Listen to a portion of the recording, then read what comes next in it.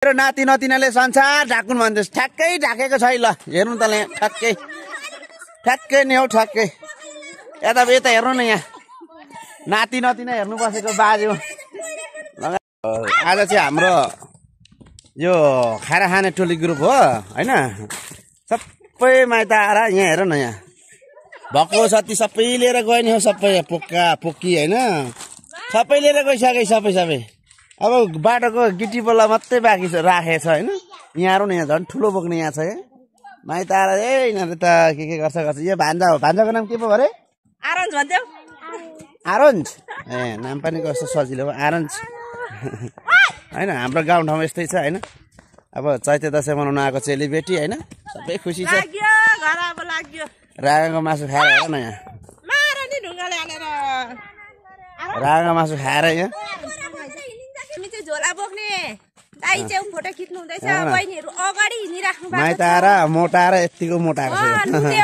न हड्डी र यतिको चाहिँ मोटाकै भन्नु केही छैन यो दाइ जस्तो मोटाउनु हो भने के हुन्छ यतिको चाहिँ मोटाको हुनैपर्छ माइत आएर मोटाको हामी ल जाम यहाँ न भाना भान्जी बान्टाङ बुट्टुङ गाटङ बुट्टुङ कति छ यहाँ हेर्नु न यहाँ राम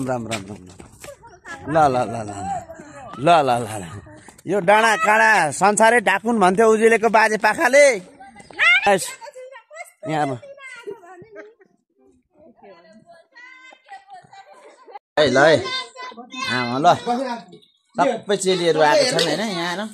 यहाँ ठुली भाउजूले फेरि लाम्मा ढाम कुखुराको लोकलको सुप बनाएको छ हैन यही हो हाम्रो धेरै परिवार हुनु नै यही राम्रो हो परिवारै धेरै छौँ हामी त ल सर्लक्कै हेर्नु त यहाँदेखि संसारै ढाकुन् भने जस्तो छन् ल हेर ल लोकल कुखुराको सुप आमा ल ल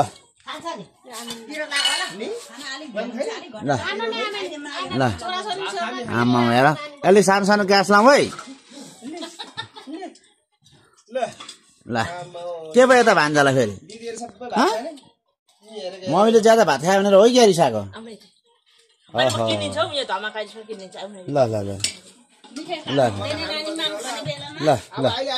किचनमा है किचनमा ल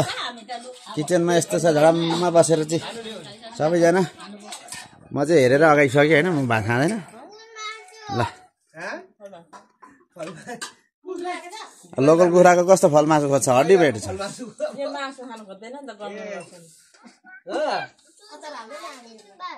ल ल ल